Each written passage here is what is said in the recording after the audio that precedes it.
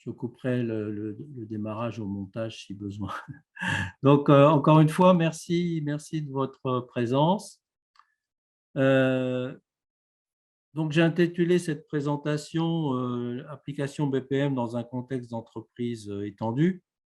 C'est-à-dire, qu'est-ce que j'entends par entreprise étendue? On peut mettre beaucoup de choses dedans. Moi, ce que j'y mets d'un point de vue organisationnel et suivi d'affaires ou de processus, c'est une entreprise ayant un rôle de maître d'œuvre et qui intervient avec des partenaires pour la réalisation de certains travaux. Donc, un cas de figure possible, c'est celui, par exemple, d'un architecte qui fait intervenir des entreprises, euh, des artisans ou des entreprises pour la réalisation, la construction d'une maison.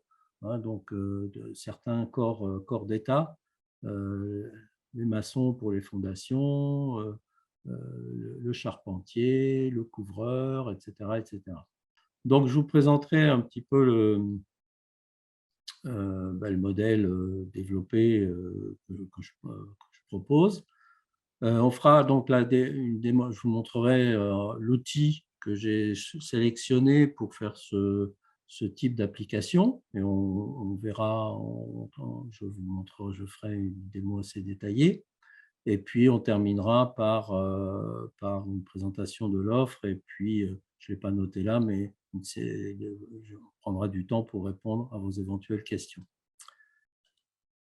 Voilà, donc l'entreprise étendue dans ce cadre-là, les entreprises, on peut avoir différents types d'affaires. Donc là, l'affaire de type 1 qui est gérée par l'entreprise, ici avec le fond jaune, et un prestataire.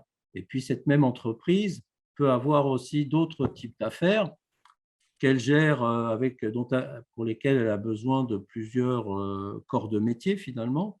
Et donc, elle se retrouve dans des situations comme ça où elle a X affaires, N affaires, qui ont des configurations et qui font appel à des prestataires différents. Donc, les questions, c'est le partage d'informations. Que chaque entreprise a son système. Là, je l'ai modélisé globalement. Chacun a sa stratégie. On ne partage pas trop les stratégies ou pas nécessairement. Son système d'organisation, chaque entité a son système. Et la façon de gérer les opérations aussi avec CRM, ERP ou pas du tout parce qu'il n'y en a pas besoin. Et on n'a pas toujours, les entreprises n'ont pas toujours accès, ou en tous les cas peuvent se poser la question de l'accès des autres à leur propre système d'information. Ce n'est pas forcément un sujet trivial. Donc, la première problématique. Ensuite, comment on gère l'articulation des différentes activités? Si je suis en train de dérouler une affaire de type 2, bon, moi je suis maître d'œuvre ici, je définis des cahiers des charges qu'il faut que j'envoie aux différents partenaires. Ensuite, il y a un planning global de réalisation, comment je suis l'avancement des uns et des autres, comment je partage, parce que c'est bien quand il y a plusieurs corps de métier, eh bien c'est bien que entre eux, ils sachent ce que fait l'autre, parce qu'ils ont souvent des interfaces. Donc, pour que ça colle bien, pour que les pièces rentrent bien les unes dans les autres, ben, ça peut être intéressant que chacun sache ce que fait l'autre. Bon, voilà. Donc, ça c'est un deuxième type de problématique. Il y a la confidentialité aussi, parce que même quand on travaille de manière partenariale, on ne partage pas toutes les informations. Les informations, par exemple, financières, ne sont pas toujours partagées globalement. Il peut y avoir d'autres types d'informations qui sont pas forcément non plus toujours partagées. Et puis tout ça, après, se résume aussi par la question de l'interconnexion des systèmes d'information. Est-ce qu'il est possible de filtrer, je te donne accès juste à ceci, cela, et puis je te limite l'accès à tout le reste, ben, ce n'est pas si trivial que ça, hein. Les gens en interne, dans les systèmes d'information, on définit des profils et puis déjà, rien qu'en interne dans une entreprise, ça demande pas mal de paramétrage. Mais après, quand il faut appliquer ça avec l'extérieur, bon, c'est pas toujours simple. Et je m'y suis intéressé parce que j'ai travaillé pour une entreprise qui fait de l'ingénierie du bâtiment et pour lequel on avait établi ce processus de bout en bout. Bon, vous êtes familier si vous suivez, pour ceux qui me connaissent un peu depuis quelques années, vous savez que c'est un petit peu ma marotte, ça, le processus de bout en bout. Alors non, ouais, et ça marche bien, sinon j'aurais arrêté, hein, je serais passé à autre chose. Mais c'est surtout parce que ça fonctionne bien et ça donne des résultats en termes de qualité de prestation et en termes de satisfaction client. Alors après, vous dire que c'est hyper facile à mettre en œuvre dans l'entreprise, non, je n'irai pas jusque-là. Mais si on vise l'efficacité, si on vise la performance client, ça vaut le coup de se creuser un peu la tête et puis de le promouvoir. Donc, ça, il y a plusieurs années, j'ai fait ça dans les années 2015-2016, hein, au moment de la bascule des ISO 9001.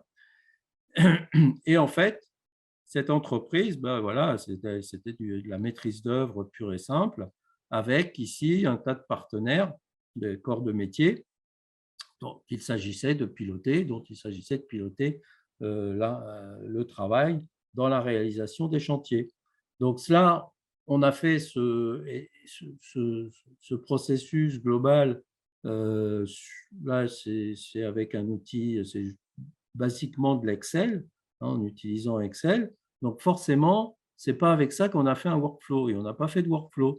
Donc ça a permis de poser un certain nombre de principes, de structurer l'organisation, mais après, ce qui se passe après, ben, ça dépend de chaque conducteur de travaux, ça dépendait de chaque conducteur de travaux. Et puis forcément, les entreprises, les prestataires là, qui sont quand même très importants puisque c'est eux qui réalisent le boulot. Là, c'était de la maîtrise d'œuvre pure, hein. Ils font pilotage de chantier, mais aucun corps de métier. Ben, eux, voilà, ils n'avaient pas du tout accès, ils n'ont pas du tout travaillé à l'élaboration de ce processus. Donc après, l'essentiel de la problématique reste entre les mains des conducteurs de chantier. Bon, après, alors en interne, la question des jalons, des revues de conception, revue de lancement, revue de chantier, de réalisation, etc. Ça, c'est une vraie problématique dans la conduite d'affaires qui s'étalent, qui peuvent s'étaler sur plusieurs mois, voire un peu plus d'un an. Et je pense plutôt à ce type d'affaires encore que les affaires qui se déroulent en quelques jours, voire une semaine, où là, probablement, il n'y a pas tellement, enfin, la question de coordination, de synchronisation, de partage d'informations, toutes ces choses-là prennent pas la même importance que dans les affaires un petit peu longues, pour lesquelles forcément les possibilités d'aléas sont plus grandes. Voilà, donc la problématique n'est pas récente. Ce qui est récent dans mon approche, c'est d'avoir enfin, outillé cette approche par l'informatique. Voilà. Je considère que Excel, c'était juste un support de dessin, ce n'est pas vraiment de l'informatique en l'occurrence. Alors que là, ce que je propose, c'est vraiment d'avoir un système informatique qui permet de dérouler les affaires en s'appuyant sur l'outil. Alors, il faut définir, si chaque mouvement de la main doit être informatisé, ça devient vite insupportable. Donc, la difficulté dans cet exercice, c'est la même façon, c'est la même difficulté que lorsqu'on veut faire un processus de bout en bout suffisamment adapté, mais aussi intelligent, qui laisse de la liberté aux personnes là où elles doivent en avoir, c'est de trouver la bonne granularité. La difficulté, elle est là. Donc, voilà un processus de bout en bout schématisé avec à un moment donné la réalisation des prestations qui est confiée à des partenaires externes, hein. Et tout ça devant aboutir à la satisfaction des clients. C'est le but du jeu. Voilà. Et donc là, on peut partager l'outil, enfin, oui, l'outil, l'enveloppe dans laquelle l'application qui est créée permet de partager des informations communes, mais aussi individuelles, permet la coordination, donc apporte des réponses aux questions que je posais précédemment. Ça permet aussi d'assurer une certaine confidentialité, puisqu'on ne met dans l'application qu'une partie des informations nécessaires. En gros, c'est la technique, hein, la qualité, la satisfaction du client, elle va se jouer sur la réalisation, sur la technique. Elle va savoir combien ça coûte, tout ça, c'est pas le sujet. Donc, tout ce qui est financier qui peut revêtir un caractère confidentiel, on le gère par ailleurs. Et dans l'application, je m'attache essentiellement à l'enchaînement des activités et aux dimensions techniques, délais, bien sûr, aléas, événements indésirables, enfin tout ce que l'on manipule au quotidien dans les chantiers que l'on connaît, que l'on gère ou pour lesquels on accompagne nos clients. Et alors, la particularité aujourd'hui des outils, enfin, de la vie professionnelle plutôt, c'est que les processus, ils n'ont pas une stabilité sur des années et des années. Les choses sont plus évolutives, les systèmes qualité, les processus, les organisations évoluent plus vite, hein, vous le savez aussi bien que moi, évoluent plus rapidement aujourd'hui que par le passé. Donc, derrière, il faut des outils aussi qui suivent ça. Si à chaque fois que je veux faire une modif, il faut que j'appelle mon informaticien ou mon prestataire informatique qui a une to-do list longue comme le bras, et s'il faut que j'attende 6 mois, ce n'est pas gérable. Voilà. Donc, l'intérêt aujourd'hui, c'est d'avoir des outils qui sont accessibles à des non-informaticiens, ce que je suis un non-informaticien, avec un background un peu technique quand même. Et donc, en faisant des logigrammes et en intégrant une syntaxe, un vocabulaire, etc., avec un minimum de formation sur la manipulation, le paramétrage de l'outil, je peux modifier les processus, les flux, sans avoir à faire appel à un informaticien qui va faire du code, je sais pas, voilà, qui va coder des choses. Donc ça c'est intéressant. Et du coup, c'est dans cette perspective-là aussi, hein, que je me place dans l'introduction, la numérisation des activités, des processus. Alors, non pas pour faire vivre les éditeurs, ce n'est pas ça le propos, mais c'est pour gagner en fiabilité, pour gagner en rapidité, sans aller jusqu'à l'automatisation à 100%, la robotisation, ce n'est pas mon propos. Je ne travaille pas dans ce domaine-là, c'est intéressant aussi, hein, mais là, on retombe dans les schémas plus industriels, 100% industriels. Moi, j'ai fait toute ma vie professionnelle dans des activités à forte valeur ajoutée qui aujourd'hui reposent sur les compétences des personnes. Et peut-être que dans 50 ans, ça sera différent, mais en tous les cas, aujourd'hui et pour quelques années encore, ce n'est pas robotisé. Bon, voilà. Donc, c'est dans ce type d'activité-là que je me place aussi. Donc, ces outils, aujourd'hui, ils rajoutent une étape. Hein, la première, processus métier de bout en bout, ben, on sait faire, hein, c'est du dessin de bout en bout, c'est une approche intellectuelle. Donc, voilà, on a des idées, on se met autour d'une table, on définit des choses, on modélise. Alors, on modélise avec Visio, avec Excel, c'est un peu basique, avec des outils graphiques, peu importe. Et la modélisation, pour ceux qui participent à ce travail-là, ben, c'est enrichissant et c'est une forme de partage et de capitalisation. sauf que dans l'entreprise, tout bouge vite, les processus bougent vite, mais les personnes aussi. Donc, il y a pas mal de turnover en général. Et donc, ceux qui ont participé à l'origine à la modélisation de certaines activités, de certains processus, ben, au bout de 3-5 ans, une partie n'est plus là. Les nouveaux reprennent, héritent du document papier, mais comme vous le savez, les documents papier, c'est un peu difficile à ingurgiter, surtout quand on n'a pas participé à leur rédaction. Donc là, l'intérêt, c'est cette couche-là de workflow qui, lui, guide les acteurs dans la réalisation des activités. Et c'est bien un guide, ce n'est pas la robotisation ou comme le terme automatisation peut le laisser penser. Ce n'est pas je fais à la place d'eux, c'est j'aide le responsable des activités à penser mieux, enfin, je l'aide pour pas qu'il oublie, donc pour mieux gérer les délais, et je l'aide pour qu'il mieux gérer les petits détails qui peuvent passer à la trappe, des points de vigilance, des points d'attention. La maîtrise des risques, c'est ça souvent. C'est juste c'est être vigilant à chaque fois à tous les éléments liés, les éléments à risque liés à une activité.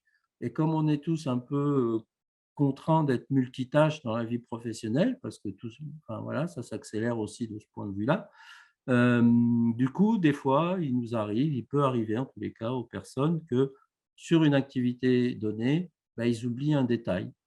Malheureusement, si le détail est déterminant pour le suivant derrière, une information qu'on a et qu'on oublie de passer au voisin. Je l'ai vu 1000 fois, ça. On l'a tous vu entre la commerciale et le technique. C'est un grand classique, par exemple. Donc, il y a une brique supplémentaire qui permet aujourd'hui, grâce à l'outil informatique, d'épauler tous les acteurs de l'entreprise et voire hors de l'entreprise pour arriver au résultat et donc à la satisfaction des bénéficiaires et des clients. Donc voilà un peu la finalité du sujet. Bon, voilà, donc là aussi, on reprend. Alors l'outil, comme il est de bout en bout, il est aligné forcément hein, sur la proposition de valeur. Ça, c'est le processus de bout en bout qui donne ça. Il aide, je l'ai dit, la collaboration entre les acteurs. Il facilite, il renforce la fiabilité et il peut aussi, comme le font très bien les ERP, au fur et à mesure que les activités, les affaires se déroulent, mais il engrange de la data et il peut restituer des indicateurs, hein, donc les fameux KPI de délai, de satisfaction, tout ce que l'on veut. Hein. À partir du moment où la donnée est rentrée dans l'outil, il est capable de la restituer d'une manière ou d'une autre. Donc là, j'illustre juste le principe, l'idée de technique qui est dans l'outil et des informations éventuellement qui sont échangées, mais en dehors de l'outil parce que des éléments commerciaux et financiers ou économiques que l'on ne veut pas forcément partager avec l'ensemble de la communauté qui participe à une affaire donnée. L'idée, là, c'est que pour une affaire donnée, le partenaire 1, le partenaire 2 et l'entreprise maître d'œuvre vont partager un certain nombre d'informations. Et ça, on sait que c'est aussi dans l'air du temps, la co-construction, le partage. Alors, ce n'est pas que ce soit dans l'air du temps, c'est que c'est efficace. Parce que si chacun travaille dans son coin, on contribue tous au même résultat final et qu'on ne sait pas ce que fait l'autre, bah, il y a moins de chances qu'on se coordonne bien et que le résultat soit probant. Voilà. Donc, c'est bon, c'est bien aussi d'avoir des espaces collaboratifs et en même temps un peu directifs. Parce que, bon, ce que je vais vous présenter en termes d'espace collaboratif, il y a beaucoup mieux. Mais les espaces collaboratifs, 100% collaboratifs, c'est bien, sauf que ça peut être vite un peu le bordel. C'est-à-dire que les informations sont là, mais dans quel ordre il faut les prendre, laquelle il faut traiter à un moment donné, souvent l'espace ne le dit pas. Voilà. Donc là, on est dans du collaboratif orienté. Donc, ça répond à un besoin un peu particulier. Voilà, donc ça, c'est juste pour un peu vous initier à l'outil en question. Donc ça, c'est l'écran le plus basique. Il y a trois, comme dans les outils informatiques, il y a souvent plusieurs profils, hein. Il y a un profil administrateur, lui, il voit tout, il fait tout, enfin, il a accès à tout. Il y a un profil, disons, pilote, hein. Donc c'est orienté processus, BPM, hein, donc pilote de processus. Donc là, c'est paramétrable, il peut voir des choses et pas d'autres, etc., parce qu'il il est pilote de processus, il n'est pas administrateur d'un système ou d'une organisation ou d'une entreprise totalement. Et puis, il y a le simple utilisateur, sans que ce soit péjoratif, lambda, qui, lui, est acteur, mais voilà, donc il n'est pas forcément créateur de processus non plus. Donc là, c'est un profil plutôt de ce type-là, où ben là, par exemple, il va accéder à ce que j'ai montré tout à l'heure, hein. On voit que là, il y a le processus, donc de fourniture, de services, prestations, avec les différentes phases présentées tout à l'heure. Et puis, les corps, les partenaires. Alors, c'est une prestation. On fait l'hypothèse, le chevron est parti pour le corps de métier 3, pas grave. On fait l'hypothèse que cette prestation-là nécessite habituellement de 1 à 3 corps de métier. Ça peut être 1, ça peut être 2, ça peut être 3, voilà, mais bon, si c'est pas plus. Alors, si cette prestation nécessitait 4, ben on en aurait mis 4, c'est le maximum. Voilà. Il y a des prestations, on sait qu'on n'a pas besoin de plus de 4 ou 5 ou 1. Enfin, voilà. Donc, c'est le cas de figure maximum. Et ensuite, alors, donc là, voilà, on va attendre que la petite main apparaisse. Donc là, l'idée, c'est, on voit un peu l'esprit collaboratif.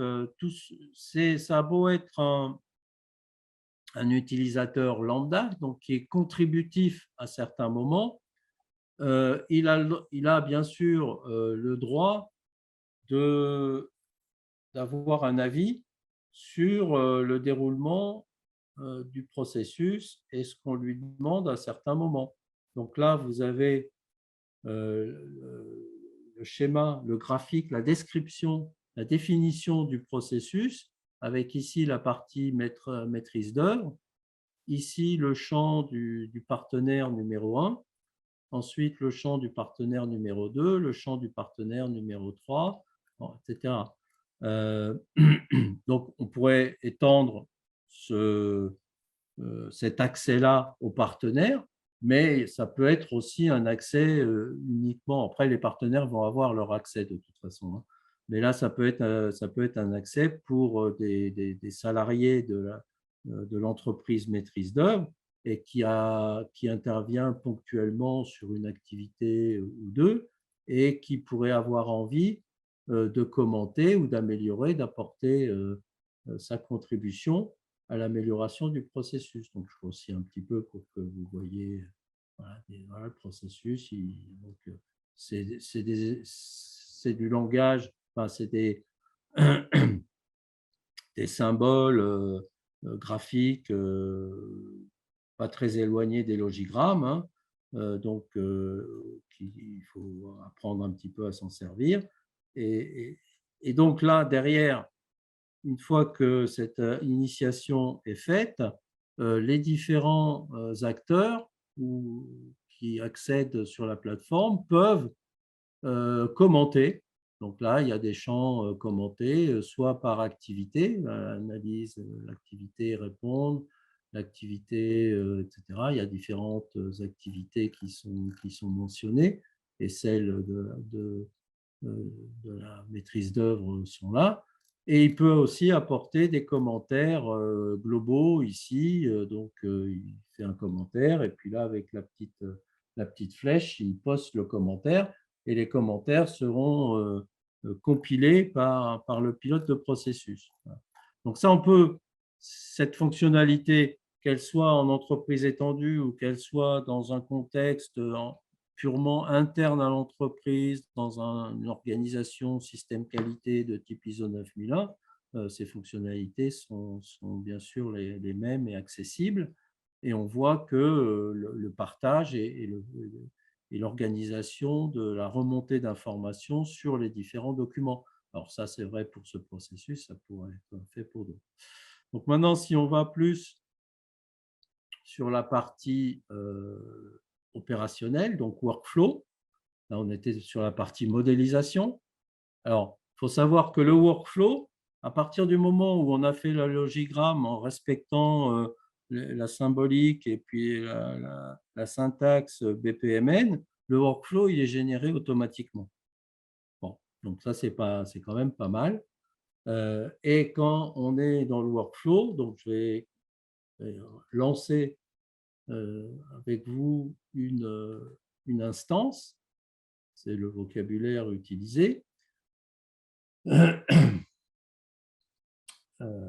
faudrait que j'arrive à déplacer cette grille, cette barre qui me gêne. Voilà. Donc, à chaque fois quand on lance une instance et que, bon, celle-là, je vais juste la lancer, j'utiliserai après le petit œil. Le petit œil, là, permet de se situer exactement là où on en est sur le flux. Donc ça, cet instant, je vais l'appeler, je ne sais pas, client démo. Donc les champs sont définis sur des formulaires complètement graphiquement. Là, je dis si j'ai besoin du corps de métier 1 et il me donne une sélection. Alors cette sélection, il va la chercher où?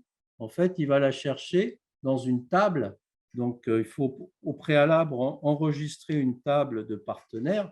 Bon, là, moi, je suis un peu limité, je n'ai pas beaucoup de licences, donc tout tourne. Et puis, pour que les mails m'arrivent, je suis obligé de me déclarer comme partenaire, sinon j'envoie les mails, ils ne reviendront jamais, je ne les lirai jamais. Voilà, donc ce partenaire-là, que j'ai appelé Olek1 utilisateur, il est qualifié pour le corps de métier 1 et 2. Bon, donc ça, c'est bien. Ça me confirme effectivement que je peux le sélectionner sur le corps de métier numéro 2, numéro 1. Le corps de métier numéro 2, j'en ai pas besoin en fait pour cette affaire. Hein. C'est une hypothèse comme une autre. Et en revanche, j'ai besoin d'un corps de métier numéro 3. Donc, je vais vérifier que OLEG 3, il est bien sur le corps de métier numéro 3. Donc, à chaque fois qu'on enrichit son panel de prestataires, et là, on a effectivement, je reviendrai là-dessus après, il faut passer d'abord par la base partenaire. On déclare, c'est la table, la table de qualification, enfin des partenaires qualifiés, homologués. Et ensuite, on peut les sélectionner partout où on en a besoin. Ici, pendant que je déroule une affaire, à tout moment, je peux être amené à chercher un nouveau partenaire. Mais là, je suis capable, avec démarrer, chercher un nouveau partenaire. Ça va déclencher en parallèle de mon flux là, qui s'appelle 336, le numéro. Et là, je vais le changer, je vais l'appeler. Ça, c'est le rappel du processus. Mais maintenant, on sait que 336, ça correspond au client démo. Donc, je l'appelle comme ça. Donc là, je vais actualiser, j'enregistre. Voilà. Et en parallèle de cette instance 336, je peux rechercher d'autres partenaires, s'il y en a un qui me fait défaut en cours de route, pour l'associer à l'instance, à l'affaire 336 dans l'application, par exemple. Donc là, je poursuis. Donc oui, le petit œil, qu'est-ce qu'il me dit là? Il m'indique où on en est. Voilà. Donc après, sauf à avoir un œil de lynx, quand le processus est un peu grand, il faut grossir un peu pour pouvoir lire. Voilà. On sait à chaque fois où on suit l'évolution de la séquence, du workflow pour chaque étape proposée par l'application. Donc là, je le fais sur sur un PC, ça marche sur tablette, ça marche aussi sur smartphone, hein. Donc ça peut être fait, ça peut être une étape qui est faite sur chantier, par exemple. On n'a pas forcément, soit on a son portable ou une tablette ou autre chose, on peut interagir à l'extérieur et sur n'importe quel support informatique. Donc là, je suppose, par exemple, hein, c'est une illustration, l'offre et la contractualisation avec le client en tant que maître d'œuvre, c'est une étape, certes, j'indique juste qu'elle est faite, mais je ne vais pas demander de télécharger l'offre client sur l'application parce que je n'ai pas envie de la partager, par exemple. Donc, si je la télécharge, elle sera visible. Donc là, je gère ma relation client par ailleurs, hein, voilà. Donc, je dis suivant quand c'est fait, etc. Là, je vais transmettre. Alors, par exemple, les offres techniques, là, je peux avoir envie de partager un fichier que j'ai appelé CCTP global, le cahier des charges global, ou voilà, le cahier des charges techniques, ou la partie technique de mon offre, peu importe. Voilà. Ça, j'ai envie de le partager. Donc, je le télécharge. Et à partir du moment où il est téléchargé là, il va être accessible aux différents intervenants de l'affaire client démo. Donc, je poursuis, je transmets. Donc, comme j'ai sélectionné les clients, les partenaires, pardon, précédemment, là, ça mouline, il y a un petit peu de… Voilà, il a envoyé deux instances ou sous-instances rattachées à celle-ci. Hein, on voit ça là. Hein, celle de base, c'est celle que client démo. 337, c'est OLEC 1 utilisateur et 338, OLEC 3 utilisateur. Donc, c'est les partenaires corps de métier 1, partenaire corps de métier 3. Voilà. Donc ça, on sait que… Alors moi, en tant que maîtrise d'œuvre, j'ai accès, c'est pas à moi à y travailler, bien sûr, mais j'ai accès ici au formulaire, aux instances de travail des partenaires. Là, par exemple, ce que je vais faire, juste pour que ça soit plus sympa pour le partenaire, mais lui, il pourra changer aussi, hein. Il pourra donner un autre terme s'il veut, ou si on se met d'accord pour qu'il le fasse. Là, comme je suis en corps de métier 1, bah, je le change en manière plus explicite à faire des mots CM1. Et puis, pareil, ici, pour celui-là, je vais le changer en affaire des mots CM dièse corps de métier 3. Voilà. J'actualise. Alors, je ne fais qu'actualiser, hein. Je ne veux pas travailler à la place de mon partenaire, hein. Ce n'est pas le but. Voilà. Et juste pour vous, là, je me déconnecte de mon profil maîtrise d'œuvre. Bon, je ne sais pas ce qu'il me dit là. Voilà. Et je vais me reconnecter en tant que, je ne sais plus si c'est CM1 ou CM3, mais on va le voir assez vite. C'est CM1. Voilà. Donc, on est là à faire démo CM1. Et là, j'ai accès. Je peux visualiser l'instance racine, celle du maître d'œuvre. Mais là, contrairement à la réciproque, tout à l'heure, on a vu le maître d'œuvre, lui, il peut intervenir sur les instances de ses partenaires. Mais les partenaires, ils n'ont pas accès. Ils voient où on en est, mais ils n'ont pas accès au formulaire. Et puis, si c'est embêtant d'avoir accès aux rubriques, enfin de voir les rubriques, même si on n'y a pas accès, par paramétrage, on peut supprimer les rubriques. Mais ils savent où on en est. Et voilà. Donc, ça, c'est quand même important. Donc, je me remets, et pareil, je peux voir sur le CM3, je vois des choses, mais je n'y ai pas accès parce que je suis CM1. Donc, vous voyez, l'idée, ça illustre un petit peu, on partage des choses, mais chacun est quand même dans sa ligne. Donc là, je suis un petit peu perdu, non, il faut que je me remette là. Pardon, voilà, là c'est M1. Donc là, je suis dans ma ligne. Donc si je dis oui, je réponds, ça m'intéresse, ben, hop, je fais suivant, je réponds. Et là, on peut définir aussi ce que l'on… Ouais, moi, mon flux, je l'ai fait de telle sorte. J'ai balisé quelques étapes. On peut aller voir. Et avec des formulaires basiques. Il y a une date, j'aurais pu mettre des noms aussi, demander à la personne qui active qu'elle renseigne son nom, bien sûr. Hein. Là, c'est une maquette pour la démo hein, d'aujourd'hui, la présentation. Ce n'est pas un cas complètement réel. Et là, pareil, quand je clique sur l'œil, ben, je vois où j'en suis dans le flux. Et ce qu'on peut voir aussi, là, je ne l'ai pas beaucoup commenté, c'est que les étapes qui ont été modélisées sont relativement basiques. Il y a répondre, attendre retour maîtrise d'œuvre, confirmer accord et planifier, et puis réaliser le travail. Voilà. Bon. Donc, c'est relativement succinct.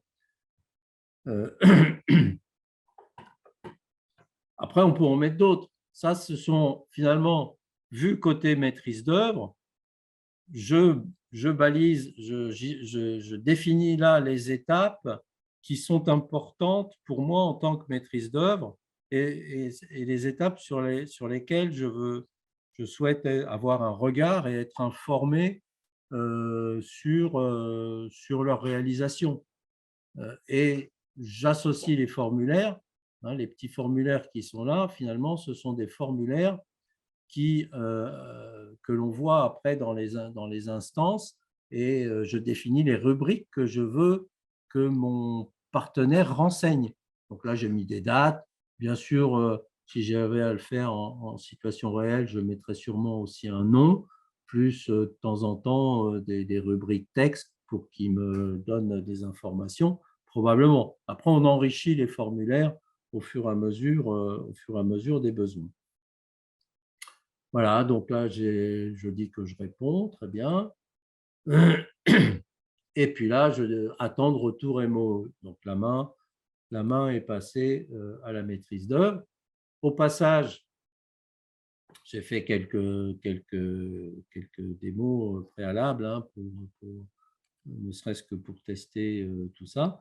On voit l'intérêt qui est associé aux questions de flux et de séquencement des activités. On voit aussi un peu le reporting. Là, c'est en vert, donc je sais que la tâche, enfin, vert, c'est bon, quoi, hein, donc, c'est écrit non, mais c'est écrit non parce que là, ici, c'est est-ce que la tâche a expiré? Non, elle n'a pas expiré. Non, la date d'échéance de la tâche, c'était est-ce que je suis dans les choux ou pas? Donc non, je ne suis pas dans les choux et c'est vert. Là, c'est le délai, la progression de la tâche par rapport au temps global dont je dispose.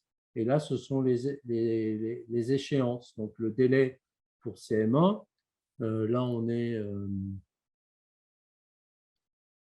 non, ce n'est pas l'instance sur laquelle on travaillait, hein, c'était une instance précédente. On était sur un délai du 28 au 28 juin.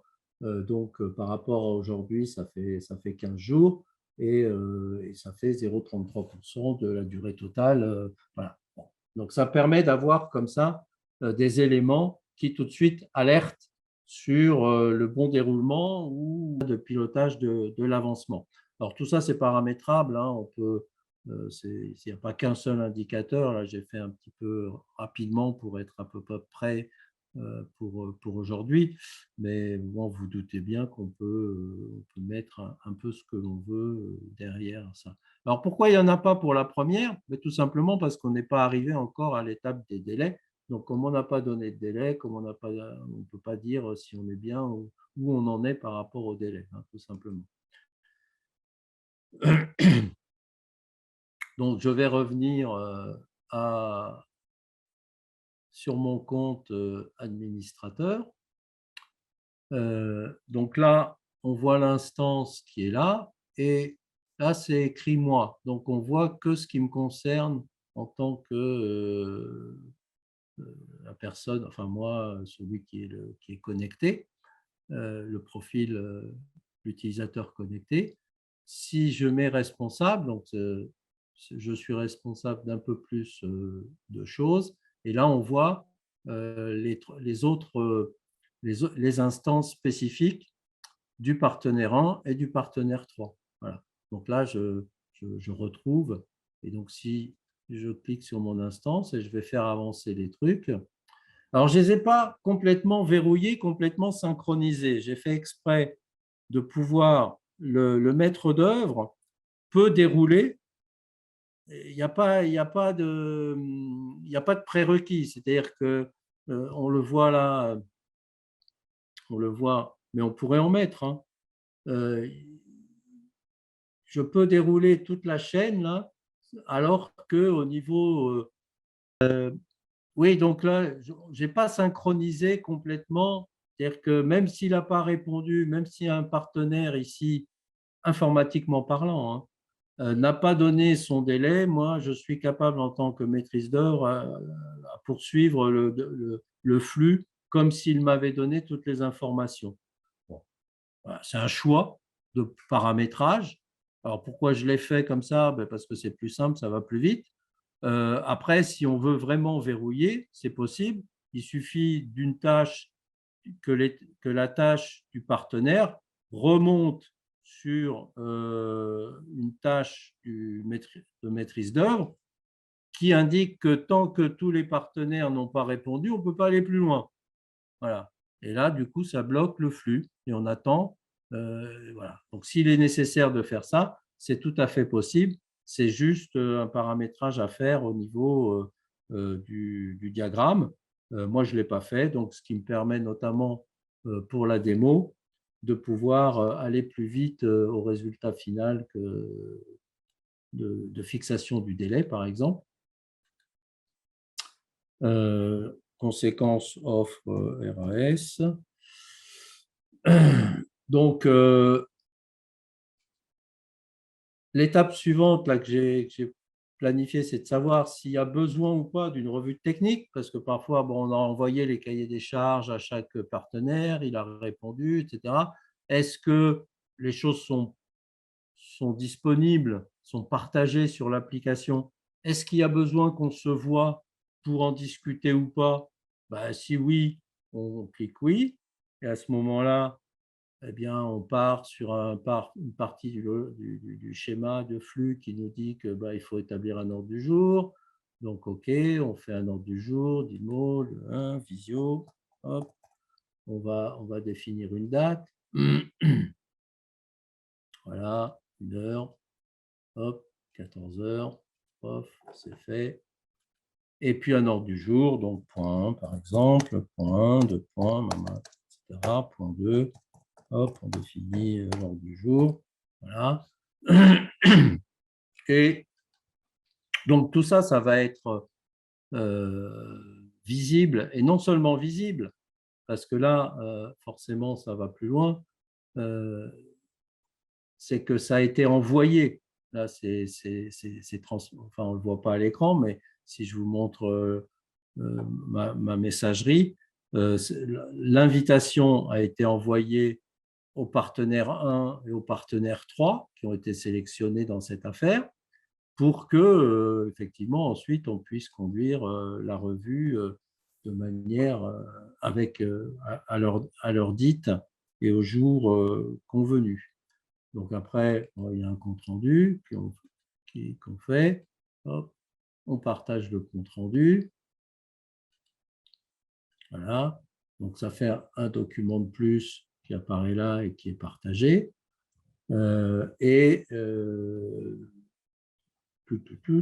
Donc là, suivant.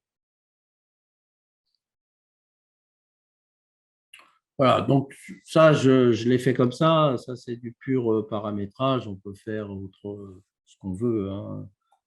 Donc là, est-ce qu'il y a des commentaires? Non, il n'y en a pas. Est-ce qu'il y a besoin de mettre à jour le compte-rendu? Non. S'il y avait besoin, ben, hop, on repasserait une boucle et on pourrait mettre une version 2 du compte-rendu.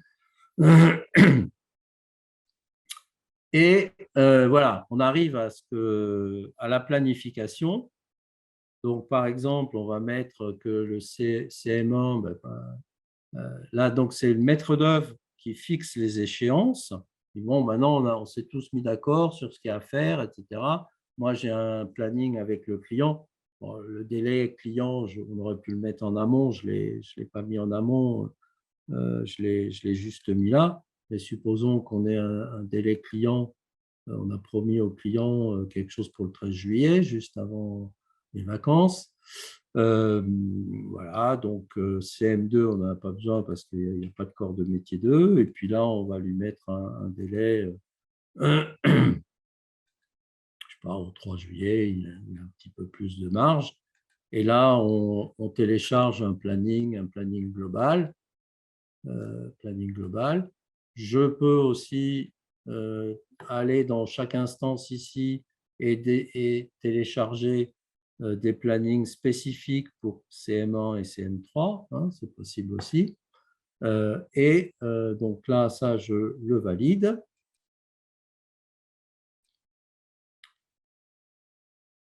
Et là, normalement,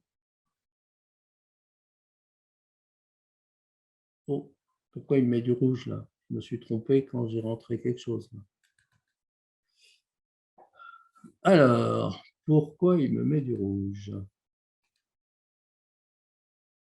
Ah ben oui, délai final global, j'ai mis 13,05, donc il me met du rouge. C'est pas ça que je voulais faire. Et là, donc c'est pas le 13,05, c'est, je me suis trompé de flèche, le sens, c'est le 13,07. Voilà, voilà. Donc, je fais carrément suivant.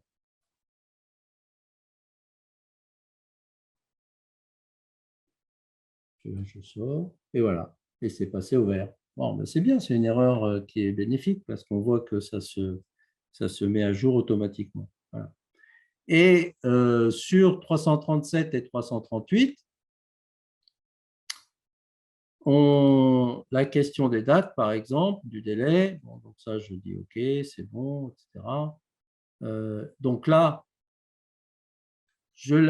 puisque je lui ai mis, moi, en tant que ME, le 30, je me dis que lui, je lui laisse la possibilité de se fixer une date, prendre un petit peu de marge. Donc, il va dire en interne à ses équipes, bon, il faut qu'on ait fini le 28, une marge de 2 jours. Comme ça, voilà, on sera tranquille. Enfin, on sera tranquille. On prend une marge pour éventuellement pouvoir réagir à certains aléas. Et à ce moment-là, CM1, etc., on voit apparaître là son délai interne. Donc, lui, si je me reconnecte en tant que CM1, hop, je vais me reconnecter là.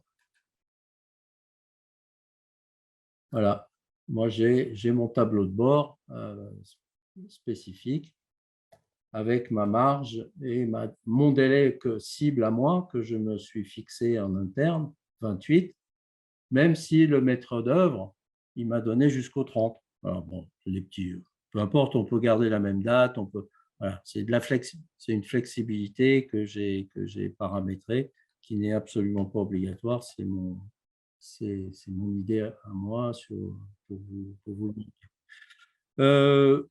Voilà.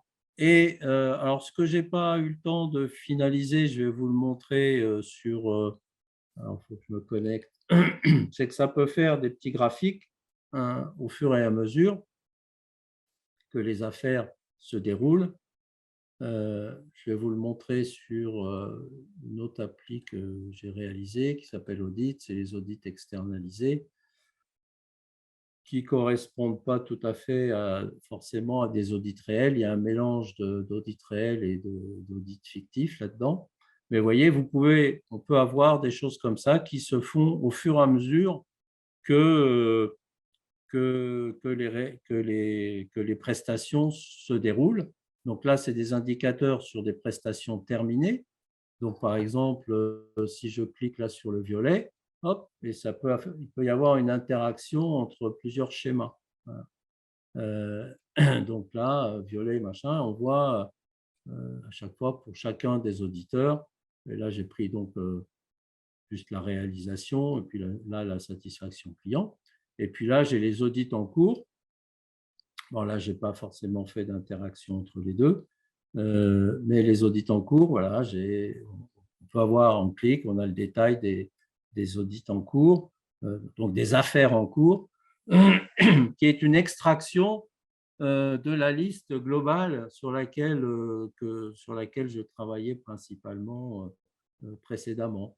Et donc là, si je clique ici, par exemple, hop, ça va me renvoyer sur mon instance particulière. Voilà. Et là, c'est un exemple, celui-là, il est réel d'ailleurs. C'est un exemple sur lequel, vous voyez, là, j'ai mis des points de vigilance sur différentes étapes. Et là, notamment, c'est le passage de témoins entre la maîtrise d'œuvre et le réalisateur, l'auditeur qui va faire l'audit. Mais là, c'est du vrai, hein, c'est Jean-Yves. Du coup, point de vigilance, pour moi, il est important de transmettre toutes les informations utiles à l'auditeur, même si je me sens très pressé et si voilà. Donc, prendre le temps de bien tout expliquer à Jean-Yves, si notamment le contexte, c'est les objectifs, les particularités de la demande. Bon, c'est un client un peu récurrent, mais comme lui, il le voit qu'une fois par an et moi, je le vois plus en continu, ben, c'est à moi de lui transmettre toutes les informations nécessaires. Et voilà, le fait de l'inscrire là, ben, ça me le rappelle et je me dis, ah oui, bon, voilà, si on me rappelle les bonnes pratiques, ben, je les respecte plus facilement et en tous les cas, je ne peux pas dire que j'avais oublié. Donc voilà un petit peu ce que je voulais vous montrer. Je crois que je suis allé au bout. Je ne sais pas si vous avez des questions. Je vous ai perdu. Non, pas du tout. Moi, j'ai une question, Lec, sur l'avantage d'avoir un système intégré comme ça, c'est qu'effectivement, moi aussi, j'ai fait des diagrammes de flux sur Excel ou autre. La problématique est le partage, toujours, parce qu'on envoie des fichiers, on a des zones partagées, des choses comme ça. Donc, l'avantage d'un outil comme ça, c'est clairement le fait de pouvoir mettre à jour automatiquement, à partir des données, des flux, des workflows ou des descriptions de processus, et puis de partager avec des acteurs qui peuvent être aussi externes. J'ai une question générale qui est toujours la même, c'est comment est-ce qu'on fait pour, et là c'est ton expérience qui va nous parler, c'est associer vraiment les acteurs à ça. Moi j'ai des difficultés parfois, toujours, hein, c'est pas convaincre que c'est utile de travailler comme ça, ce qui est convaincre c'est d'être un acteur efficace dans la mise en œuvre de l'ensemble. Et ça, est-ce que le fait d'avoir une application comme celle-là, ça aide bien? C'est ça ma question. Ben, oui, alors méthodologiquement, je pense que le mieux à faire, et là c'est une transition avec l'offre que je propose, c'est de faire un pilote. C'est par la démonstration. Parce que les outils informatiques, la problématique, c'est qu'il faut toujours un peu de temps pour se les approprier. Et ça, Oui. on n'y peut rien. Ouais. Donc, si tu fais évaluer l'outil informatique avant que cette appropriation n'ait pu se faire, forcément, c'était toujours mieux avant. Oui, c'est ça, tout à fait. C'est exactement ça. Ben oui. C'est exactement ça. Et donc, vaut mieux, enfin moi je pense, hein, enfin c'est pas moi qui l'ai inventé, hein, les proof of concept existent, etc. Donc, il faut faire une application pilote Hein. sur un processus à peu près représentatif. Alors, l'intérêt, et c'est ça moi qui me motive en tant que consultant qualité, c'est que là, on n'est plus sur des processus purement qualité, on est sur processus cœur de métier, quoi. Oui, absolument. Voilà. Et donc, en prenant parmi l'offre de prestation de l'entreprise, tu prends une offre qui n'est pas l'offre principale, mais qui n'est pas non plus l'offre qui est activée une fois tous les 3 ans, un truc un peu intermédiaire sur lequel les gens vont se faire la main. Mm. Et une fois qu'on se fait la main et que 2, 3, 4 personnes, enfin les personnes concernées de l'entreprise disent oui, c'est bien ce truc-là, ben derrière, voilà, tu as gagné la partie. Oui. Je vois pas d'autre Non, c'est façon. bien, ça répond à ma question. Ça répond à ma question. Merci. Merci, je t'en prie. Donc l'offre, c'est ça, c'est pas mettre en place ce que je disais à Jean-Baptiste, hein, mettre en place un démonstrateur personnalisé pour montrer l'intérêt, les apports, les bénéfices que ça peut générer dans l'entreprise sur un type d'application particulier. Et après évaluation, eh bien, éventuellement, décider un déploiement plus large.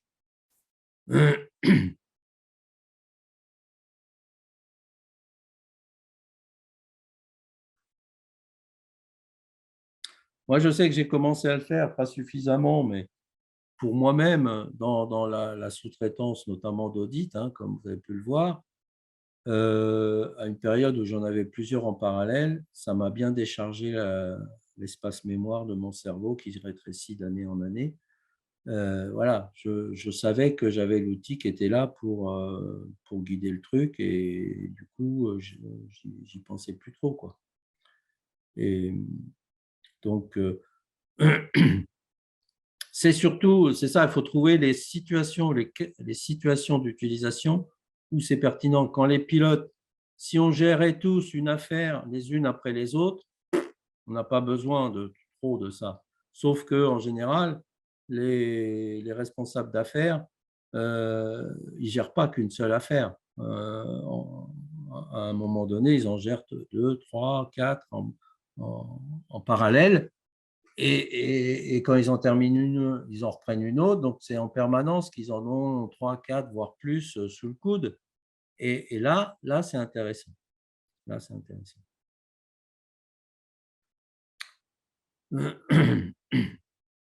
Donc, voilà, le passer par un pilote. Et puis, voilà, donc n'hésitez pas, enfin, la plupart d'entre vous, là, enfin, tous, je crois, ceux que j'ai vus rentrer dans le webinaire, vous me connaissez tous, donc vous avez mes coordonnées. Et puis, un peu de pub pour la formation que je réalise au mois de septembre. Si jamais vous êtes intéressé, ou si vous connaissez quelqu'un qui serait intéressé, n'hésitez pas. Avez-vous des questions?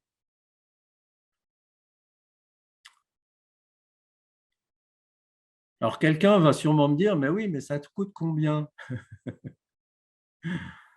C'est une bonne question, ça, Mais non? oui, bien sûr, Olek. Mais alors, ça coûte combien? Ben, ça coûte 5 à 10 fois moins cher qu'un ERP, quoi. Ah, ça, c'est une réponse de commerçant. C'est bien. C'est beaucoup moins cher que ce qu'on croit. Là, j'ai fait des progrès, hein. Non, mais bon, après, ça dépend bien sûr du nombre d'utilisateurs. Mais globalement, oui, c'est nettement, mais l'ordre de grandeur, c'est ça, hein, c'est 5 fois moins cher qu'un ERP. Voire 10 fois si effectivement l'entreprise est petite. C'est en effet beaucoup moins cher qu'un ERP. Ça fait tout à fait la même chose. Ça ne fait pas la même chose, mais Mm, non, c'est clair, hein, ce n'est pas du tout ouais. pareil, hein, En revanche, en comparant à d'autres systèmes, ils sont plutôt des logiciels dits QSE, hein, Voilà. plus orientés. Là, c'est très compétitif. Ouais. Et là, on est dans Euh, le cœur du métier. Le et but du voilà, c'est jeu, ce que j'allais c'est dire, tu vois, c'est voilà, c'est la exactement ça que j'allais dire. qualité embarquée dans le cœur du métier. Le problème enfin, pardon, je donne un avis personnel, mais le problème des applications qualité, alors j'en ai quelques-unes d'expérience, j'en ai revu quelques-unes d'expérience, c'est qu'on se limite à ce que tu disais en tout préambule, c'est-à-dire la gestion de la qualité, ou QSE au sens large, hein, peu importe. Mm. Le problème, c'est qu'on n'est pas dans ce que tu proposes depuis déjà longtemps, effectivement, ça fait un moment qu'on se connaît, de gérer les métiers plus que les activités dites qualité ou dites QSE. C'est-à-dire que dans l'entreprise, c'est ça qu'on fait, c'est du métier. La C'est-à-dire que création, ouais, ce qui crée de la on valeur, répond, qui on crée de répond la aux valeur besoins pour d'un le client. client par la valeur ajoutée. Donc ça, Ouais. c'est sûr que dans ce cas-là, euh, on aura peut-être besoin de données extérieures, oui, certainement.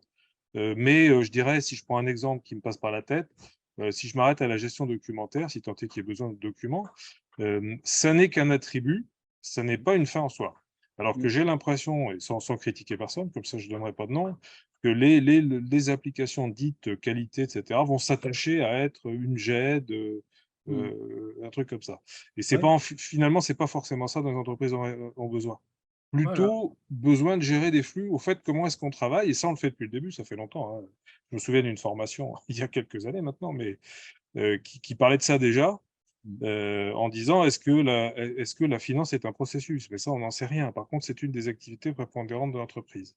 Mm. Donc, elle s'intègre bien dans le flux d'activité de l'entreprise. Mm. Oui, oui, ok. Non, et alors là, je te rejoins sur le tarif, en effet, le fait de dire que c'est compétitif, oui, certainement, parce Mm. que ça répond à d'autres questions.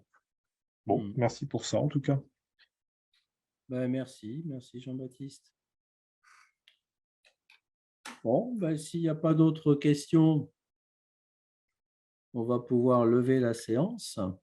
Voilà. Et puis, bon, ben, je vous dis, hein, n'hésitez pas si vous avez besoin d'informations complémentaires ou si vous avez des questions et vous Hum, hum. préférez traiter